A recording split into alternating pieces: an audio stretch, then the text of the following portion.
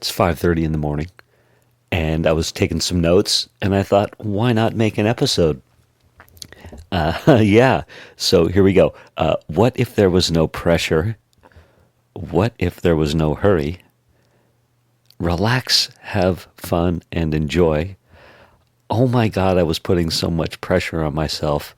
Like, things had to work now, and it feels like they aren't working now, and there's time. And I can tell when I'm feeling the pressure. I see now when I'm feeling the pressure, because one of the things is that the idea of making a podcast episode feels a lot harder. Like, it feels like it's not just going to flow. It feels like what am I doing? Full imposter syndrome, right? Like, it's so interesting. Anyway, I'm going to talk a little bit about that here. But I'm also going to talk about some things that I'm learning and an awareness that I'm having as I've started to send out invites, pod pitch invites to speak on podcasts. And let me just say as well, the coffee is so good this morning. Oh my goodness. You know when someone is selling from stage and at the end the audience gets up and rushes to the back of the room to buy? That's a table rush. My name is Misha Z, and the Table Rush Talk Show is all about bringing you the tools, strategies, and tactics that you can use to grow your audience and inspire them to buy. Yeah, so when I'm feeling that kind of pressure, that I put that sort of pressure on myself, and needing to succeed. What was I writing here? Let's see. I put Jesus, the pressure I was putting on myself. The pressure I was putting on myself is all I can say. The pressure to have everything figured out. How my membership's going to continue. How am I going to get more people in?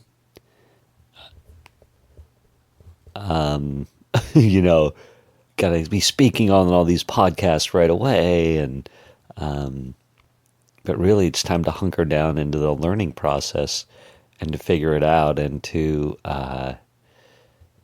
see what works and doesn't work. And right now it's pretty cool. I gotta say, I just got 4 invites out yesterday, and I listened to a 5th episode, so I will be able to get an invite out super quick, and that feels good. Like, getting that process dialed in a little bit. I was able to listen to an episode on my walk, take a few notes, and the cool thing is, now that I've got my pod pitch email dialed in, the structure of it, it's really easy for me to take those notes and put it in the personalized section of that pod pitch. So yeah, it's going to be a lot easier to get them out quicker. Still takes some work, but that feels really good. I also got an email out to one of the bigger shows. And basically I've got 2 kind of invites. I've got the full invite where I, listen to an episode or 2, take some notes on that, and put in the email, hey, I loved your show, loved this episode, really inspired me, or this is what I learned, or this is my big takeaway, or this is what you do that's cool. Let me also say that I am learning so much and getting so much inspiration as I'm listening to all these podcasts and podcast episodes and podcasters. Wow, it's like high-speed education. It is really cool. Things to implement, mindset stuff. And then I have a not full invite. So I've got the full invite. Yeah, and the not full invite. I'll have to come up with a better name for the not full invite. But in the not full invite, I put, hey, I love your show. Excuse me, I put, instead I put, looking through your episodes, I love what you've created and built, You're bringing so much knowledge, tactics, etc. Well done. And then I'll do that so I can get it out quicker. So I'd sent out 3 emails, that were full invites where I'd, listened to all these episodes. And by number 4, I was kind of tired, and it was a bigger show. And I thought, really, when you email to the bigger shows, you're just getting to the gatekeeper, right? And the gatekeeper replies back, fill out this form. And so it's like, do I need to listen to all these darn episodes? Do I need to listen to an episode, or do I just need to get, a thoughtful email, the thoughtful pod pitch email to them, where I'm really just trying to get the form to me, if that makes sense. So it's going to be fun to experiment with that on the big shows that clearly there's gatekeepers. It's like, and I'm just trying to get a form. It's like, okay, do I need to be listening to all these episodes? Do I need to be putting all this extra time in up front? And that's going to be interesting to see, because if you don't, awesome. Maybe the time is to be spent after you get on the show, and then it's like, all right, I better listen in and get dialed in. If that makes sense, more will be revealed. I'll play with that. Which is oddly might be the inverse of what we think, right? It's like, oh, the bigger shows put all this extra time in, so you're perceived as all in on them, and they're like, oh, this person loves me so much, let's get them on my show. Where I'm not sure if that's the case. I think it is, again, more of just trying to get the invite form to you. And then at that point, maybe on the invite form, you listen to the show. That would be it. So when you go to fill out the invite form, it's almost like the email that's going to the shows that clearly have gatekeepers just needs to be, hey, how do I apply to get on your show? I've got an idea I'd like to share with your audience. That could be the new subject line even. So the subject line would be, how do I apply to get on your show? With a big smiley face emoji at the beginning. And then it would be, hey, you've built this great thing. Here's what I'd love to share with your audience. We could even do an episode swap. Here's the 5-star review. Let me know. Do I have to fill out a form? What's the process? Clearly the big organized shows are a different beast. And I'm also thinking I want to put heart-centered entrepreneurs front and center, I think, because I am, as I'm sending out emails to people that have an audience that at least some of it's composed of heart-centered entrepreneurs, I want the host to know that that's who I'm speaking to. So I was nervous to put that front and center. I was hinting to it at the bottom of the email, but I'm thinking put that front and center. And then the other thing that I'm thinking about is do I add value to this audience? That's question 1. And so most of the time it's an obvious answer of yes.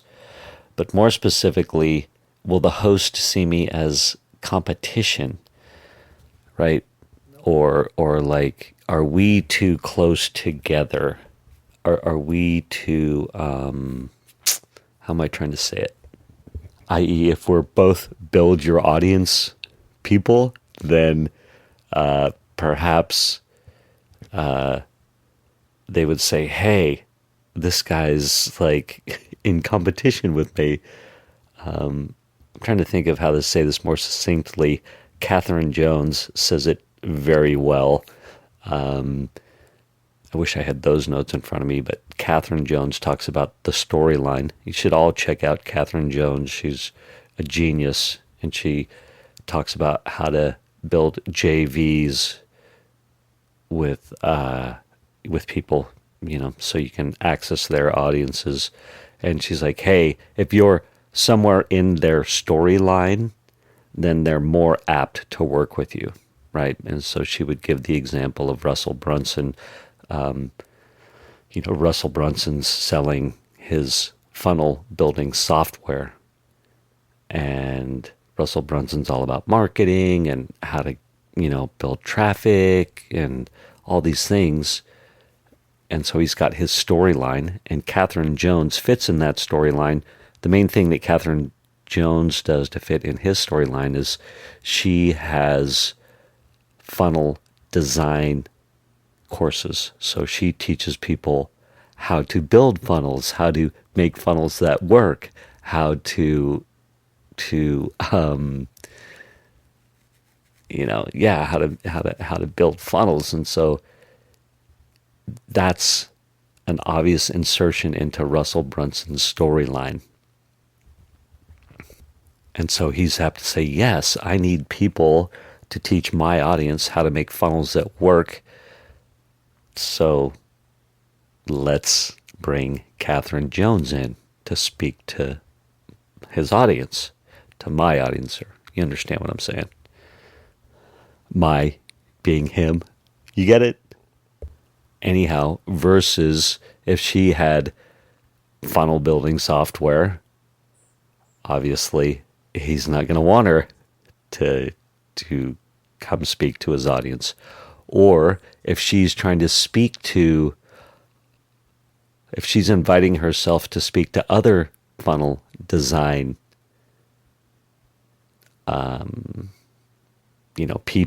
people, that's, direct competition. I'm trying not to use the word competition.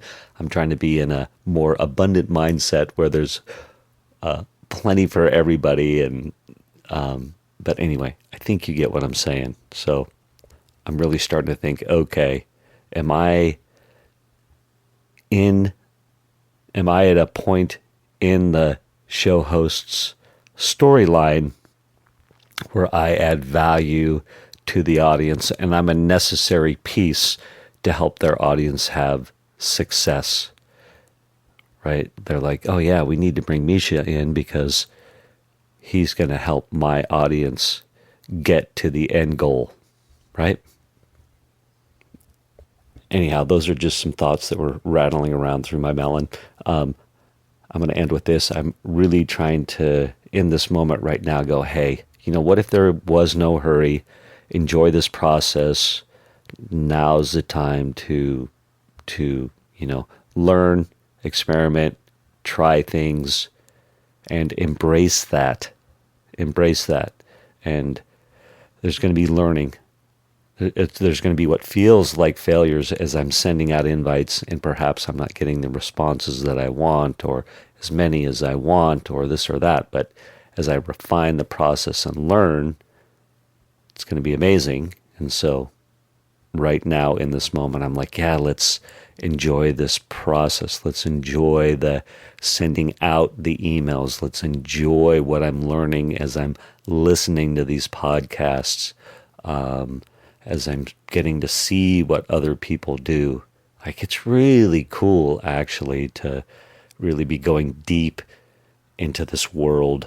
So that's what I've got. Have a good day out there. Just wanted to let it rip. And it was 5:30 in the morning, and the coffee's good. Thank you for listening to this episode of the Table Rush Talk Show. For resources to help you sell your stuff, go to belove.media/resources. That's belove.media/resources. And be sure to subscribe, comment, 5-star, and share. Thank you again for listening.